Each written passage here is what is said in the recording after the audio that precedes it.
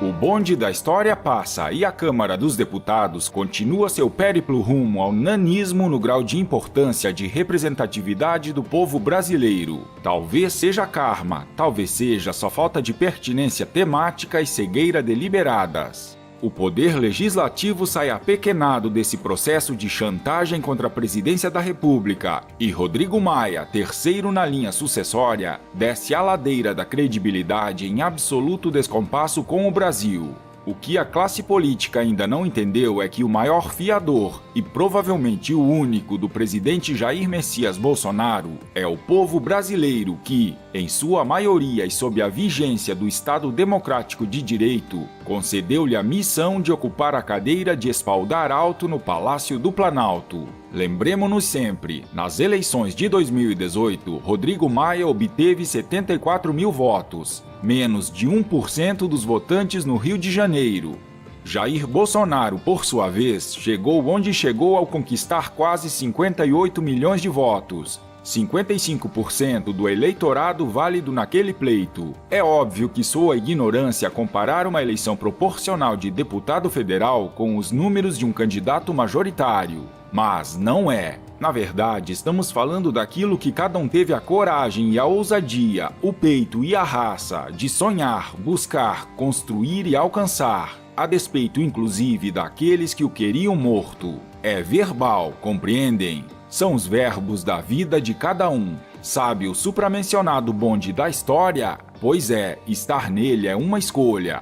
A Câmara dos Deputados segue noutro rumo. Estão aderindo ao verbo chantagear. Não aprenderam nada com o caos da última década e com a limpa das eleições de 2018. O Brasil não os perdoará por essa traição. Comentamos aqui ontem que Bolsonaro, Guedes e Moro são, de certa forma, reféns do Congresso Nacional. Dependem dos parlamentares para aprovar as reformas tão necessárias para tirar o Brasil do atoleiro. Mas o que se vê, tanto no Senado quanto na Câmara dos Deputados, são grupos interessados exclusivamente em garantir seus interesses pessoais, utilizando velhas e abomináveis práticas políticas para chantagear o governo em troca de votos. Os desembargadores do Tribunal de Justiça de São Paulo, Carlos Henrique Abraão e Laércio Laurelli, compartilham da mesma opinião.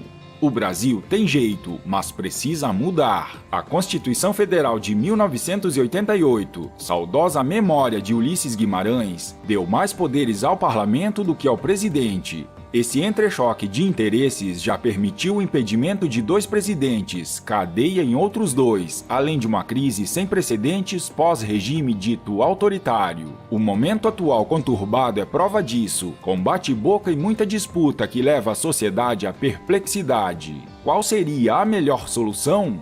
A implantação de um semipresidencialismo ou de um puro parlamentarismo.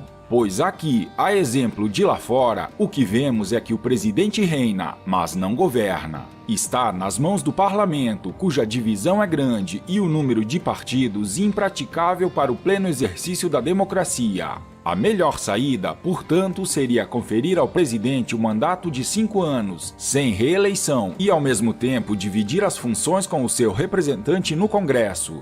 Se a maioria não tivesse mais voz e voto, automaticamente seria substituído, o que viria ao encontro dos interesses majoritários.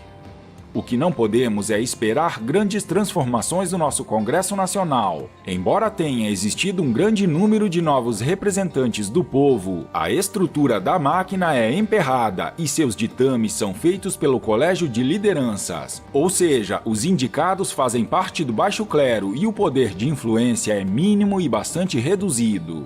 Outra alternativa que também seria aplaudida seria a redução do número de parlamentares, pois que 581 deputados e 81 senadores não nos dão a clara imagem da representatividade proporcional pelo porte econômico e significado de cada ente federado.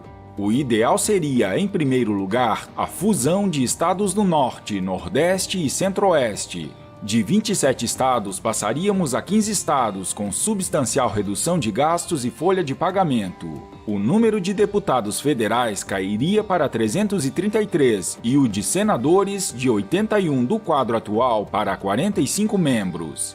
Com isso, as despesas que se somariam ultrapassariam a casa de 500 bilhões de reais. Daria grande fôlego para a redução da dívida pública e para avançar nas reformas estruturantes. O Estado brasileiro é maior do que o seu produto interno bruto e quem carrega o peso é o contribuinte. A cidadania serviu à massacrante carga tributária sem retorno algum. Enfim, a primeira e mais importante de todas as reformas está na própria Constituição, com a redução do número de entes federados e representantes, a fim de que sejamos verdadeira e plenamente uma democracia e não mera colcha de retalhos, já que com a implementação destas medidas teríamos no máximo 5 partidos políticos, com drástica redução dos recursos dos fundos partidários. O Brasil, sim, tem jeito. O problema é que nossos governantes não se posicionam ou preferem o embate das palavras e a preferência do governo virtual. Mas a realidade é outra história. Alexandre Garcia escreveu em suas redes sociais: "Te cuida, Finlândia." Como faz todos os anos, a ONU anuncia o Índice de Felicidade, classificando 156 países. A Finlândia está em primeiro lugar como o país mais feliz do mundo pelo 2º ano consecutivo. O Brasil está em 32º lugar, o que não é mal, porque a nação mais rica e poderosa da Terra está em 19º. Penso que o clima é um fator básico para a felicidade, por isso gosto tanto de morar em Brasília. E o país mais feliz tem um inverno de meio ano, sem ver o sol, e temperaturas de 15 a 30 graus negativos, e um curto verão fresquinho e sem noite. Mas a ONU não leva isso em conta. Felicidade para a ONU é tamanho do PIB per capita, expectativa de vida, assistência social, liberdade e generosidade. Imagino por que perdemos pontos em generosidade. Quem usa nossos impostos em proveito próprio, de modo egoísta, com certeza não é generoso, ainda que, com demagogia, faça generosidade com o dinheiro pago por quem trabalha. Imagino que em um país que tem 60 mil homicídios dolosos por ano, cada um desses crimes não seja um sinal de generosidade. Tampouco é generoso um sistema financeiro que cobra juros de 200 ou 300% ao ano. Não é generoso um país cujo Estado cobra impostos só para sustentar a si próprio. Nem são generosos os partidos políticos que desejam poder a qualquer preço, sem pensar que existem para se pôr a serviço de seu povo. As leis do país têm sido generosas para quem não merece.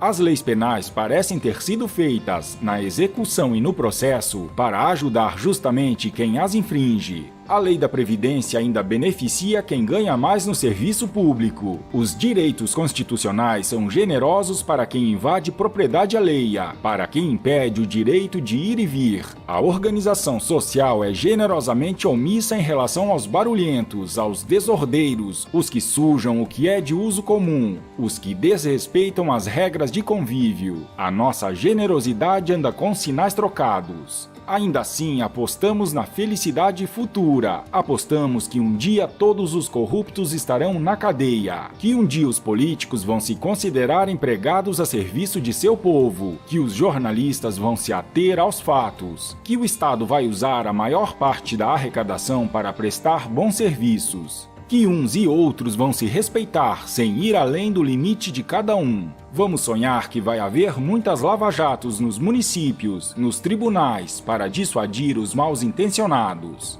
Aí, com esse clima maravilhoso e esse povo generoso, te cuida, Finlândia! A nova votação que o Supremo Tribunal Federal pretende realizar sobre a prisão em segunda instância, a rigor, é um verdadeiro absurdo quando se sabe que a questão foi decidida há pouco tempo pela mesma corte. O objetivo parece bem claro: soltar Lula contra a convicção do tribunal. A mudança de entendimento de um ministro com o fim exclusivo de beneficiar Lula é uma agressão ao bom direito e à sociedade. Magistrados não podem mudar de opinião de acordo com as suas conveniências pessoais. Porém, diz o site O Antagonista que o STJ prepara o caminho para tirar Lula da cadeia. O plano foi delineado por Gilmar Mendes no ano passado: reduzir a pena do chefe da Orcrim, sobretudo no que se refere à lavagem de dinheiro, e mandá-lo para a prisão domiciliar imediatamente ou daqui a algumas semanas. Noutras palavras, ou o STJ solta Lula, ou o STF libera 170 mil presidiários.